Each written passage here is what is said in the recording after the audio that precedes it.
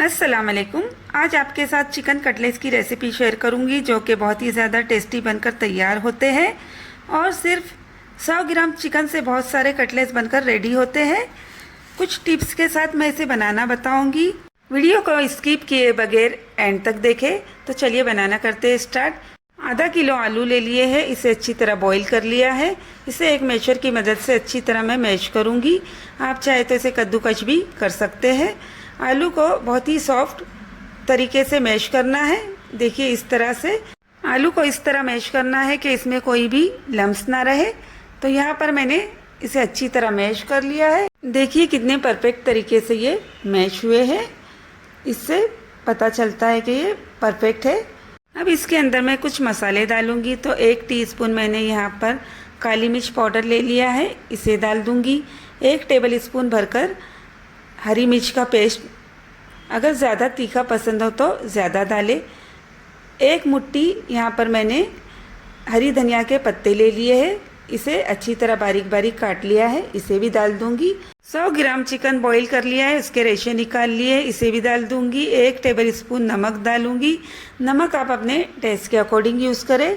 तो इसे अच्छी तरह मैं मिक्स करूंगी कि तमाम चीज़ें अच्छे से मिक्स हो जाए और एक सॉफ्ट सा डो बनकर तैयार हो जाए।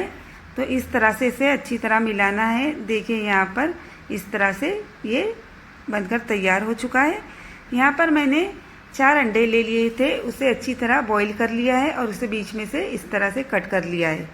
यहाँ पर मैंने एक बोल ले लिया है, इसके अंदर मैं डाल दूंगी 2 अंडे और उसके अंदर थोड़ा सा नमक डालूंगी। इसे अच्छी तरह मैं फेंट लूँगी। यहाँ पर मैंने बड़ी साइज़ का बॉल लिया है क्योंकि इसमें जो कटलेट्स है उसे डीप करना है। तो इस बात का ख्याल रखना है कि जब भी आप इस तरह की कोई भी चीज़ें डीप करने वाली बनाए तो थोड़ी बड़ी साइज़ का बॉल लिया करें, ताकि जब कटलेट्स वगैरह इसके अंदर डीप करे तो अच्छी तरह डीप हो जाए और मिक्सर बाहर ना गिरे। तो यहाँ पर इसे अच्छी तरह मैंने फेंट लिया है, सफ़ेदी और जर्दी मिक्स हो चुकी है। एक बोल के अंदर थोड़ा सा पानी ले लिया है, इसके अंदर हाथ डीप करूँगी, थोड़ा सा पोषण लूँगी और इसे इस तरह से हाथों पर इस तरह से प्रेस करती जाऊंगी गोला बना के। ध्यान से देखिए, इस तरह से इसे हल्के हाथों से प्रेस करना है। ये आहिस्ता आहिस्ता इस तरह से फ्लैट होता जाएगा और इस तरह से देखिए ये पूरी तरह फ्लैट हो चुका है। अंडे का एक पीस लेकर सेंटर में रखूंगी और इसे इस तरह से कवर करूंगी। तो यहाँ पर देखिए इसे हल्के हाथों से ही कवर करना है। इस तरह से इसे हल्के हाथों से दबाते जाऊंगी और इसे शेप देती जाऊंगी। तो इस तरह से इसका एक अच्छा सा शेप बनकर तैयार हो जाएगा।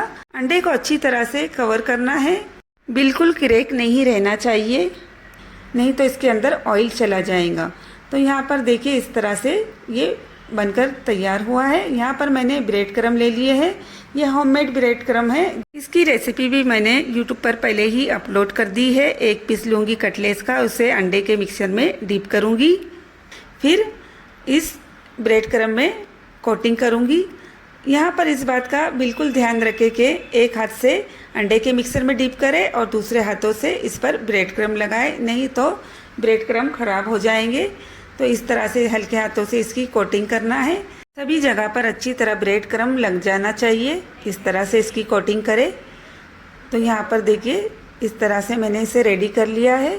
बाकी के पीसेस भी इस तरह से रेडी कर लेती हूँ।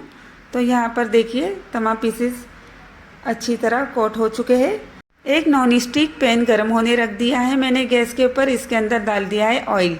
ऑयल अच्छी तरह गर्म हो चुका है। एक एक करके मैं इसके अंदर 4 पीसेस डाल दूंगी और 2 बैचेस में इसे मैं फ्राई करूंगी। यहाँ पर मैं आपको एक टिप्स देती हूँ कि जब भी आप कटलेट्स या कबाब वगैरह बनाते हैं तो वो टूट जाते हैं। उसकी वजह ये होती है कि जब भी आप आलू बॉईल करते हैं तो उसे ठंडा होने के लिए उसी पानी में छोड़ देते हैं, जिसकी वजह से आलू पानी एब्जॉर्ब कर लेता है और सॉफ्ट हो जाता है और फ्राई करते वक्त उससे बनाई गई चीज़ें टूट जाती है। इसलिए हो सके तो जब भी आप आलू बॉईल करें तो उसे फ़ौरन उसी वक्त ही पानी से निकाल लिया करें, जिसकी वजह से ये बहुत ही अच्छे बनते हैं।